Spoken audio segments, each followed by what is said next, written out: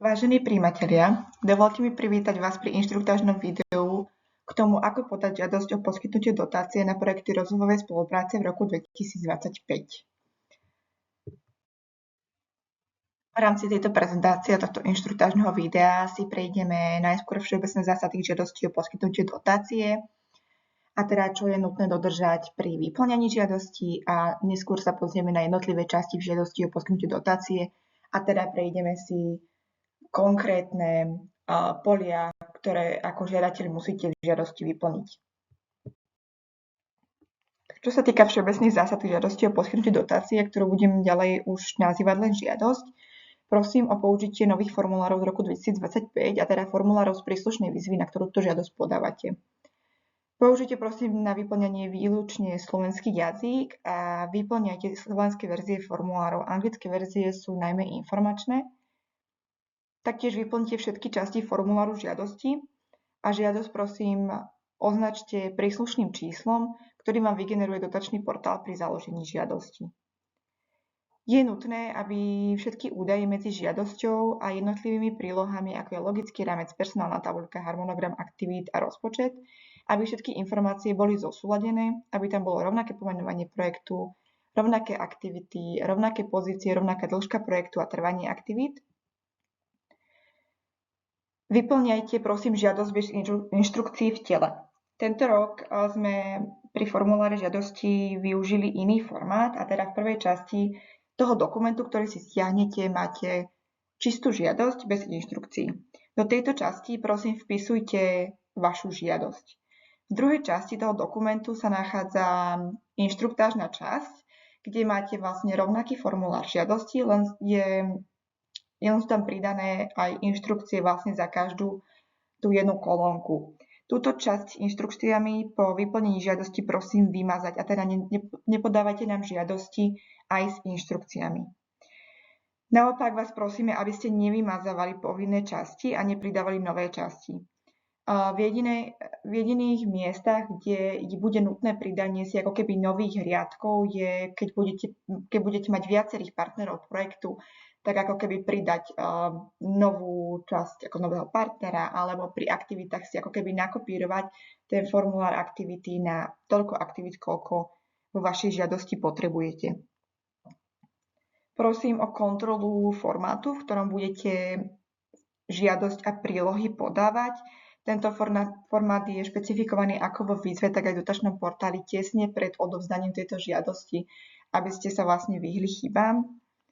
A prosím o overenie všetkých potrebných príloh podľa výziev. Pri písaní žiadosti prosím píšte vecne, zrozumiteľne a používajte fakty. Prosím, neočakávajte, že členovia komisie, ktoré budú žiadosti čítať, že si budú domýšľať, že budú čítať medzi riadkami, že budú hľadať v tej žiadosti informácie, ktoré tam reálne nie sú uvedené. Kontaktná osoba žiadateľa nech je zastihnuteľná a vie promptne reagovať na prípadné dožiadania. To môže vzniknúť či už v procese formálnej kontroly alebo v prípade pozastaveného hodnotiaceho konania. SAMRS bude kontaktovať žiadateľov prostredníctvom elektronickej schránky, ale pre väčšiu efektívnosť a rýchlosť odpovede budeme kontaktovať aj príslušného projektového manažéra žiadateľa aj elektronickým mailom. Ak žiadosť nemôže podpísať štatutár alebo štatutárka vašej organizácie, je nutné poskytnúť notárom overené splnomocnenie štatutárneho zástupcu. Toto je nutné, aby bolo teda v listinnej podobe, aby tam bol originálny podpis, aby to bolo teda notársky overené, a sken je nutné predložiť aj v dotačnom portáli a originál, toto splnomocnenie je nutné dodať spolu s žiadosťou aj v listinnej podobe. Ak si nie ste si istí vyplnením žiadosti, prosím pozrite sa na relevantnú výzvu, na ktorú žiadosť podávate, taktiež na revidovanú finančnú príručku pre rok 2025, alebo kontaktujte príslušného projektového a finančného manažéra pre danú výzvu. Prosím, tieto otázky alebo kontaktovanie projektového manažéra SAMRS si nenechávajte na posledný deň uzavierky výzvy, dohodnite sa na konzultácii ideálne predom. Pri dohode o konzultáciu prosím nezabudnite zaslať okruhy, ktorých sa bude táto konzultácia týkať, a za SAMRS preferujeme konzultácie cez videokonferenciu. Na záver len také upozornenie, že na náhrade žiadosti a všetkých príloh si prosím plánujte dostatočný čas, Nakoniec po nahratí do dotačného portálu prosím nezabudnite žiadosť doručiť aj na SAMRS. Keďže SAMRS od tohto roka prešlo na centrálny ekonomický systém, zmenilo sa aj podávanie žiadosti. Hlavným rozdielom je, že v tomto roku nepodávate žiadosti cez GM systém, ale využívate portál dotácie štátu alebo inak PAGM. Do tohto portálu sa dostanete prihlásením cez občiansky preukaz, následne si vyberiete príslušnú výzvu, ktoré chcete žiadosť podať a pri vytvorení novej žiadosti vám systém vygeneruje číslo vašej žiadosti. V rámci portálu je nutné vyplniť všetky polia označené hviezdičkou, ktoré sú povinné. Sú to napríklad názov projektu v slovenčine, v angličtine, stručný popis projektu v slovenčine, v angličtine, termín realizácie, miesto realizácie projektu, oddať dotáciu, informácie o žiadateľovi, partnerovi projektu a kontaktných osobách a ďalšie. V rámci tohto portálu tiež podávate aj prílohy špecifické podľa konkrétnej výzvy. Súbežne s elektronickým predložením žiadosti je nutné aj písomné predloženie žiadosti. Tu podávate iba prílohu číslo 1, a teda žiadosť o poskytnutie dotácie, ktorá je plne vyplnená a musí byť podpísaná štatutárom organizácie. Pokiaľ nie je podpísaná štatutárom, tak môže byť podpísaná samozrejme splnomocnenou osobou. V tomto prípade, už ako som spomínala, je potrebné dodať aj notárom overený originál splnomocnenia. A dodanie písomné je možné na adresu SAMRS ako osobne, to v pracovných dňoch medzi 9. a 14. alebo poštou. Doporučenie, kedy je samozrejme relevantný najmä dátum odovzdania tejto žiadosti, alebo kuriérom. Alebo je možné aj elektronické podanie, ktoré je možné cez ústredný portál verejnej správy. Tu nie je akceptovaný sken podpisu, ale toto elektronické podanie musí byť opatrené kvalifikovaným elektronickým podpisom. Pri podávaní žiadosti by sme sa chceli upozorniť, že to, čo podávate v dotačnom portáli, musí korešpondovať s odovzdanou žiadosťou písomne. V prípade, že informácie v elektronickom predložení cez portál dotácie štátu a informácie v žiadosti o poskytnutie dotácie fyzickej sa nezhodujú, môže dôjsť k vylúčeniu na formálnej kontrole. Formuláre k jednotlivým žiadostiam o poskytnutie dotácie nájdete na webe pri príslušných výzvach alebo teda v portáli dotácie štátu. Taktiež na webe nájdete aj príručky a usmernenia pre rozvojové humanitárne projekty na rok 2025. Príloha číslo 1, žiadosť o poskytnutie dotácie, má ponovom len 13 častí. Niektoré časti sme oproti minulému roku vypustili, čo bola naša snaha zjednodušiť žiadosť o poskytnutie dotácie.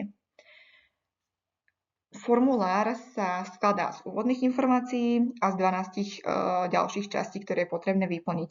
Úvodné informácie, tam dávate samozrejme referenčné číslo výzvy, číslo projektu, ďalej názov projektu, ktorý je nutné zosúladiť s tým samozrejme v dotačnom portáli a v dotačnom portáli k tomu navyše uvádzate aj názov projektu v anglickom jazyku. Potom ďalšie informácie ako miesto realizácie, obdobie realizácie, počet mesiacov, požadovanú výšku ODA, spolufinancovanie, ktoré pri humanitárnych projektoch nie je povinné, a celkovú sumu v eurách, sektorovú prioritu. Ďalej uvádzate CRS kód, ktorý uvádzate aj v dotačnom portáli. A tu si prosím vyberte čo najbližšie zodpovedajúci CRS kód zo zoznamu, ktorý nájdete v príručkách pre rozvojové a humanitárne projekty. Po novom žiadosť o poskytnutie dotácie neobsahuje komunikačný plán, ktorý bol na záver minuloročnej žiadosti. Komunikačný plán ale nie je úplne z procesu projektu vypustený. SAMRS ho bude vyžadovať prvý mesiac realizácie projektu. Tuto bola najmä snaha o zjednodušenie žiadosti. V tretej časti žiadosti identifikujete vášho partnera.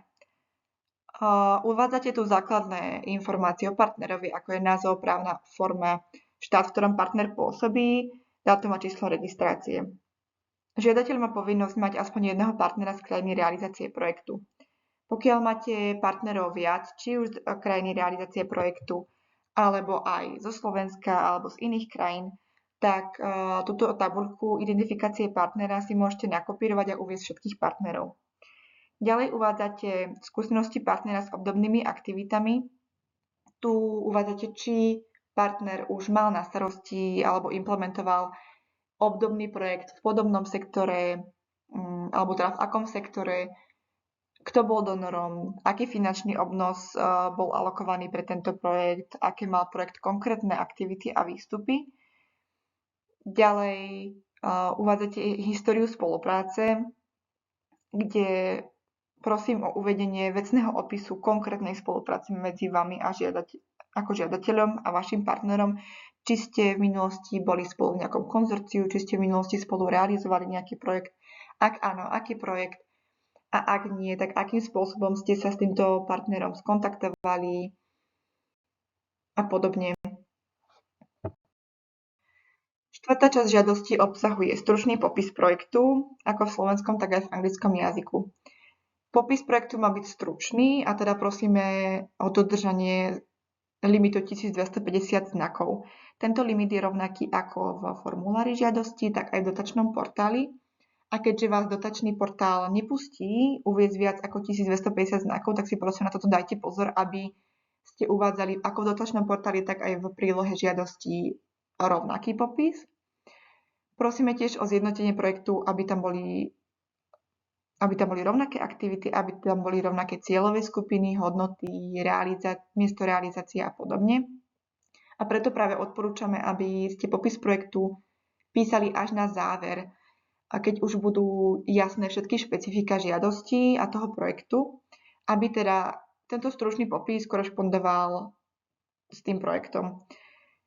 Tento konkrétny text sa využíva aj pri vykazovaní a zverejňovaní informácií o projektoch, tak prosíme, aby mal tento stručný popis aj náležitú textáciu, aby z neho boli jasné všetky základné informácie o projekte a výstupy projektu.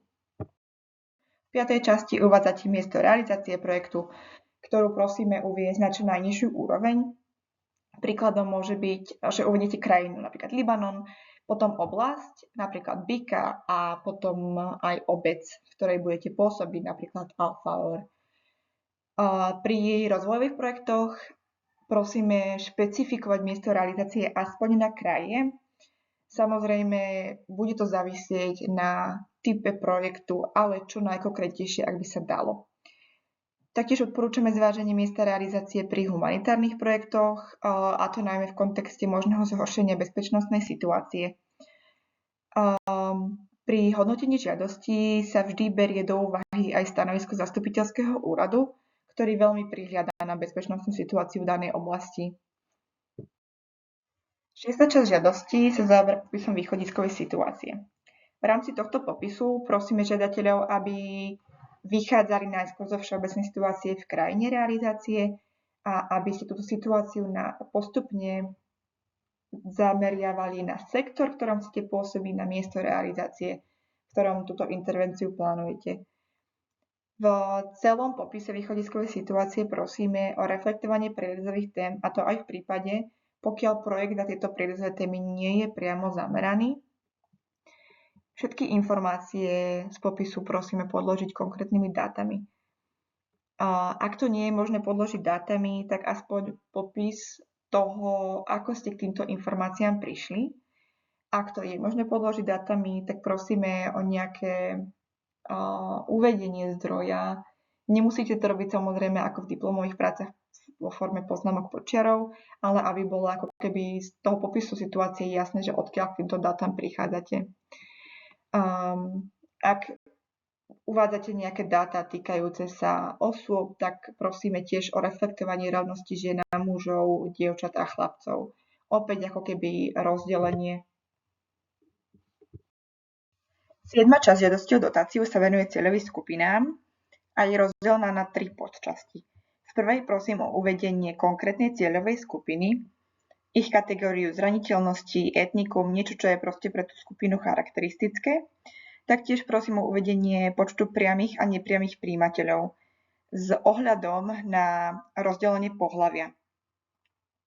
V časti 7.1 problémy a potreby cieľových skupín prosím uveďte, ako ich plánujete zapojiť, uveďte ich špecifickú situáciu, zohľadnite opäť podmienky žien a mužov, dievčat a chlapcov.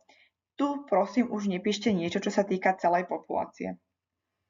V V časti 7.2 súlad s inými intervenciami prosím uvedte, ako sa váš projekt líši od iných projektov, ktoré boli v oblasti a v danej tematike implementované. Taktiež tu prosím uvedte, či tam vy máte nejaký projekt, ak viete o nejakom projekte inom, uvedte prosím ten projekt a ako ten váš sa vyhýba duplicite v intervenciách. Taktiež tam prosím uvedte aj súlad so strategickými dokumentami ako slovenskými, tak aj svetovými. Z tých slovenských najmä so strednodobou stratégiou rozvojovej spolupráce. A čo sa týka svetových, tak prosím uvedte nejaké relevantné dokumenty k tematike a k regiónu. Vo všetkých týchto troch častiach prosím o reflektovanie rodovej rovnosti. 8. časť žiadosti o dotáciu popisuje spôsob realizácie projektu. A časť 8.1 konkrétne popisuje prepojenie výstupov a výsledkov projektu spolu s identifikovanými potrebami. Táto časť sa venuje najmä popisu logiky, ako prepájate identifikované problémy s cieľovou skupinou a s cieľmi, ktoré ako žiadateľ plánujete. Má 3 základné časti. V prvej popisujete, ako realizácia projektu rieši identifikované problémy. Tu prosím zohľadniť aj prierezové témy, a to rovnosť žien a mužov a prierezovú tému životné prostredie a ochrana klímy. V druhej časti prepájate výsledky a výstupy. A teda uvádzate, ako výstupy z aktivít budú zabezpečovať splnenie konkrétnych výsledkov, ktoré máte v logickom rámci stanovené. V tretej časti idete už na úplne najnižšiu úroveň a teda popisujete, ako aktivity dosiahnu výstupy projektu, ktoré sú popísané v tej druhej časti. Tu nepíšete, ako je aktivita realizovaná, ale vzťah aktivity k cieľom a výstupom projektu. Časť 8.2, popis realizácie jednotlivých aktivít, sa už venuje konkrétnym aktivitám. Tu prosím každú aktivitu označte číslom na úrovni 3 čísel. Podrobnejšie sa tomuto označovaniu budem venovať pri logickom rámci a dajte aktivite názov. A ďalej tu prosím uvedte detailný popis aktivity, toho, ako bude aktivita vyzerať, ako bude prebiehať príprava, počet účastníkov, spôsob realizácie, potrebné vstupy, ale aj výstupy z tejto aktivity. Prosím, referujte aktivity k prierezovým témam. V prípade počtu účastníkov prosím uvedte tento počet a reflektujte, koľko bolo žien mužov. V samotnej žiadosti sú 3 riadky na popis realizácie jednotlivých aktivít, ale vy tých aktivít budete mať určite viac. Tak prosím, nakopírujte pre každú aktivitu tento súbor riadkov na základe toho, koľko tých aktivít budete mať. A prosím o zosúladenie ako názvu, tak aj termínu realizácie tejto aktivity s logickým rámcom a harmonogramom. A teda, aby ste nám nevykazovali v žiadosti iné termíny realizácie aktivity, než sú uvedené v harmonograme.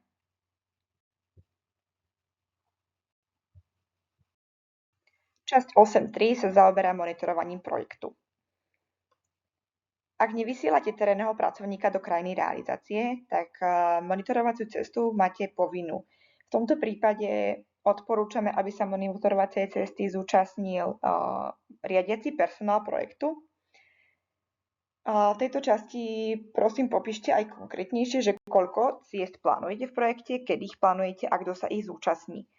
Taktiež prosím uvedte informácie o samotnom monitoringu, ako bude prebiehať zber potrebných údajov do priebežných správ, ako sa bude mapovať prínos projektu.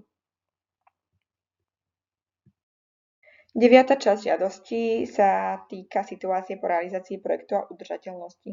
Tu ako žiadateľ popisujete, ako plánujete udržovať očakávané výstupy a výsledky aj v budúcnosti, či máte nejaké finančné alebo iné prostriedky na udržovanie týchto výstupov a výsledkov aj v budúcnosti z dlhodobého hľadiska. Či ide tu o zlepšenie systému alebo budujete nejakú infraštruktúru. V prípade infraštruktúry je nutné uviesť, kto bude udržovať infraštruktúru v prevádzke aj po skončení projektu a podobne. Uvádzate tu tiež, že či máte v rámci projektu naplánované nejaké aktivity na budovanie kapacít partnera, ktorý by mohol zabezpečiť udržateľnosť projektu. Alebo popíšte tu prosím, či máte nejakého lokálneho partnera iného, ktorý sa zaväzuje na udržateľnosť tohto projektu v budúcnosti. Samotná udržateľnosť je jedným z hodnotiacich kritérií pri rozvojových projektoch. Pri humanitárnych projektoch to kritérium nie je, ale aj pri humanitárnych projektoch je tu potrebné uviesť dopad na cieľové skupiny po skončení projektu. Taktiež tu prosím reflektujte rodovú rovnosť. 10. časť sa zaoberá odbornou a administratívnou kapacitou žiadateľa. Táto časť bola oproti minulému roku jemne zjednodušená. Tu prosím uveďte príklady implementovaných projektov za posledné 3 roky, aby sme týmto spôsobom vedeli zhodnotiť schopnosť manažmentu žiadateľa s ohľadom na sektor a výšku dotácie. Prosím, uveďte tu počet zamestnancov žiadateľa, koľko máte zapojených interných a koľko externých zamestnancov na riadení projektu, rovnako u vás ako žiadateľa, tak aj u partnera. Prosím tiež uveďte tu, koľko bude expertného personálu interného, koľko externého, koľko teda kapacít budete musieť zazmluvniť externe. Tu prosím dbajte na hospodárnosť a teda skúste hľadať expertov, ktorí sa venujú viacerým témam a teda môžu školiť viacero tém. Taktiež by som rada pripomenula povinnosť, kedy vy pri žiadosti musíte už mať známeho projektového manažera ako žiadateľa, tak aj partnera projektu. Zároveň je tu podmienka, že musíte mať známych už 50% personálu a pokiaľ nemáte už konkrétnu osobu, ktorá bude na projekte participovať, tak je potrebné dať zadávacie podmienky. Zadávacie podmienky môžete dať na vašom vlastnom formulári, tam my žiadnu formu nedávame. Podrobnejšie sa tomu budem venovať pri personálnej tabuľke. Jedna osoba zároveň môže zastupovať viacero pozícií, no súčet týchto úväzkov nemôže presahovať 100% úväzok. 11. časť žiadosti sa týka identifikácie rizík. Tu vás prosíme o čo najpodrobnejší popis rizík, nie všeobecné. Dali sme vám do žiadosti ako príklady niekoľko všeobecných rizík, samozrejme môžete ich použiť, ale vysoko odporúčame, aby ste tieto rizika napasovali na konkrétnu situáciu, na konkrétne miesto realizácie projektu. A to najmä kvôli tomu, že rizika za prvé ukazujú, ako ste vy ako žiadateľ pripravili manažovať ten projekt, ako máte vykonávaný prieskum potrieb pred projektom, vykazujete ich aj v priebežných správach a audit sa na tieto riziká veľmi podrobne pozerá. Taktiež správne učenie rizik je super aj pre vás, pretože vás pripravuje na prípadné komplikované situácie, ktoré pri tom projekte veľmi pravdepodobne nastanú. A teda vám odporúčame, aby ste si tento risk assessment spravili veľmi poctivo a teda aby ste uviedli čo najkonkrétnejšie rizika a prosím, choďte za hranicu tých, čo sme vám tam uviedli my. Uveďte napríklad, infláciu, napätie medzi skupinami, nejaké konkrétne bezpečnostné a zdravotné rizika, ktoré sú špecifické pre oblasti realizácie. V záverečnej časti sa nachádzajú čestné prehlásenia a podpisová časť. Na podpisovej časti v písomnej verzii, ktorú nám prinesiete osobne do stanoveného datumu špecifickej výzvy, alebo teda dodáte poštou či kuriérom, je potrebný originálny podpis štatutára. Prosíme, nevkladajte tu naskenovaný podpis, pretože v tom prípade bude žiadosť vyradená na formálnej kontrole. Taktiež originálny podpis musí byť v prípade, ak žiadosť podpisuje štatutárom poverená osoba. V tom prípade už, ako som spomínala, je nutné dovniesť aj notárom overené splnomocnenie štatutára. Pokiaľ podpis nebude v poriadku, alebo teda bude nepravý, bude vložený, naskenovaný, v tomto prípade bude teda žiadosť počas formálnej kontroly vylúčená z hodnotenia. To je za prezentáciu k inštrukciám žiadosti o poskytnutie dotácie pri rozvojových a humanitárnych projektoch všetko. Keby ste mali akékoľvek otázky, môžete ma kontaktovať či už telefonicky alebo e-mailom.